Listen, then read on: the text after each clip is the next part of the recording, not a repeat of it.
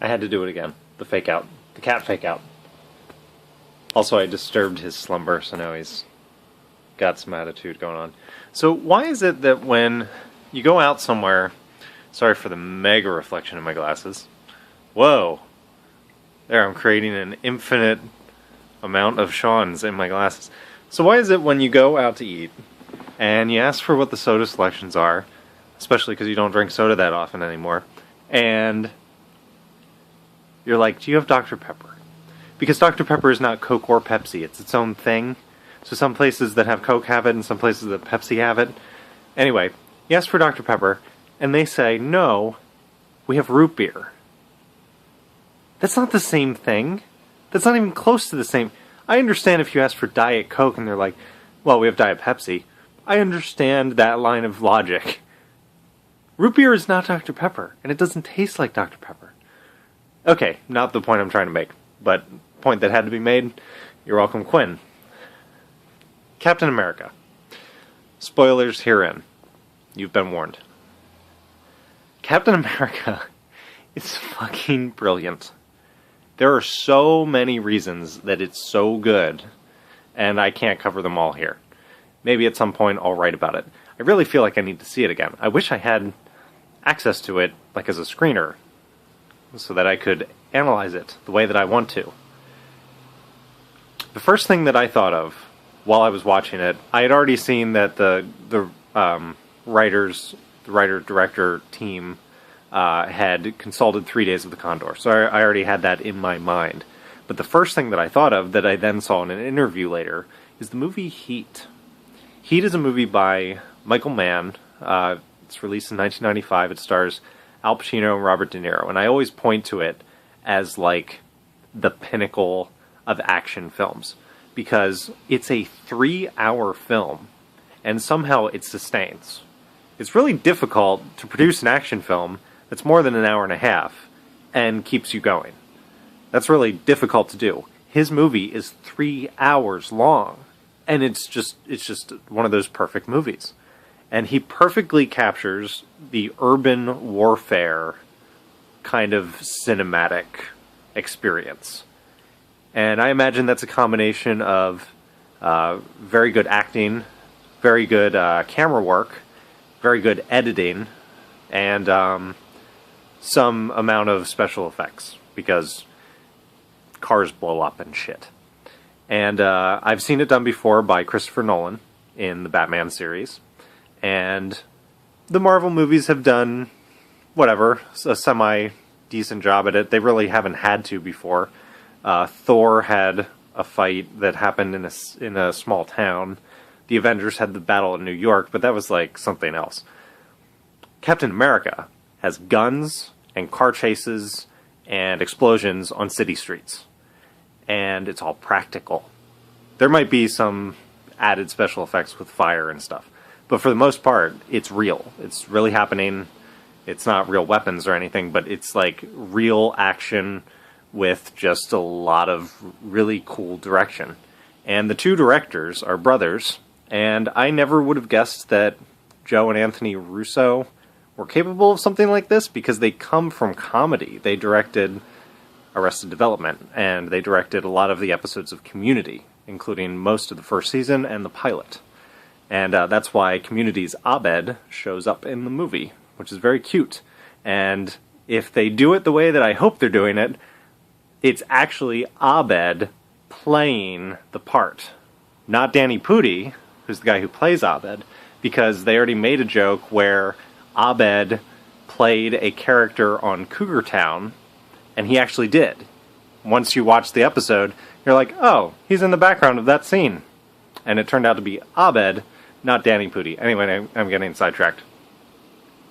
The coolest thing about the movie was, if you don't know anything about it going into it, it rewards you with all of these cool things. I deliberately avoided even looking at the casting information, so I did not know ahead of time who the Winter Soldier was. This last week's Entertainment Weekly spelled it out very clearly. It was like, if you've seen the first movie, you'll remember Sebastian Shaw played the Cap's best friend Bucky. if I had read that article ahead of time, I would have been like, fuck, I just ruined a great surprise. But I didn't read it ahead of time, so when they unmasked him, I was like, ah, that's Bucky. And he was like, Bucky? And he was like, who's Bucky? And I was like, what a great twist. Like, I was not expecting it at all. Further down the line, of course, Nick Fury is dead, and then he's not dead. Robert Redford, that was the one thing that I was like, well, he's clearly a bad guy, right? He's the guy who knows everything, and the guy who's engineering the whole project. He's got to be the bad guy. He was the bad guy. The thing that a lot of people were expecting that didn't happen, maybe it happened, but we don't know, is that he's Red Skull. I think a lot of people expected him to be Red Skull, because Red Skull doesn't have to be dead necessarily, and he doesn't always have to look like Hugo Weaving. Maybe he could look like Robert Redford. I don't know, but they didn't really do anything with that, despite there being toys released for this movie that include Red Skull. So maybe that's something that got thrown out. Maybe they were considering doing that and they didn't, but whatever. The important thing is that whether or not this is a Marvel movie that ties into all the other Marvel Universe movies, it stands on its own. You don't even need to see the first Captain America movie. If you do, there are a lot of benefits and things that you will see that you might not have seen otherwise. But it really gives you all the information that you need without seeing the first movie. It gives you all the information you need without seeing the Avengers. It sets up all the characters to stand on their own. The Cap and Black Widow are really great, fleshed out, three-dimensional characters. Nick Fury finally has something to do, I feel like, for the first time ever. He has a pretty substantial part in the Avengers, but this is the first movie that he actually demonstrates that he is a person. Because he's always just kind of like, even though he's the only one without powers, he's always the one who knows everything, the one who's behind everything. And in this movie, he doesn't know everything. And there are things that are going on that he doesn't understand. And now that they have unveiled the giant Hydra thing, which clearly has been a secret for years, and I don't mean in the movie world, I mean in our world, this Hydra thing has been, it must have been planned since at least the first Captain America movie. Maybe they've been planning it since Iron Man 1. But this reveal that Hydra has been around for 70 years, and it's been working behind the scenes of all this stuff, including the Gary Shandling character, which I really enjoyed, that little tidbit. That's pretty epic. That I don't know what that means for the canon that they've established, because so far this whole time the continuity has been SHIELD, SHIELD, SHIELD. The very first time Nick Fury showed up, it was SHIELD. Coulson walking around talking about the Strategic Homeland Initiative, whatever it's called. It's been very important that SHIELD is what ties all of these movies together, and they even launched a TV show with SHIELD in the title.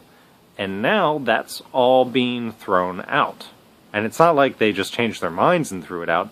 They decided this a long time ago and made this plan. So what happens next? I think that's probably the reason there is not another Marvel movie this year that has to do with this main canon. I think Guardians of the Galaxy will, for the most part, stand on its own. Maybe it'll have a reference or two to cross into the other stories, but I think it's just going to kind of be its own thing. Maybe I'm completely wrong. I don't know. But this Hydra thing, I think, is going to stand until the next Avengers movie. And then we'll see what really happens. And it almost makes me want to watch the TV show, because everything that happened in the movie is going to be reacted to on this week's episode, which, was it already on? I don't even know. I don't watch that show. I watched like 3 episodes and was like, I tried. But anyway, now that I've spoiled a lot of the movie, I'm done talking about it. There's so much more I want to say, but I'm already almost at 10 minutes, so I'm gonna stop. I really, really liked it. If that's not clear, I hope you liked it too. On your left.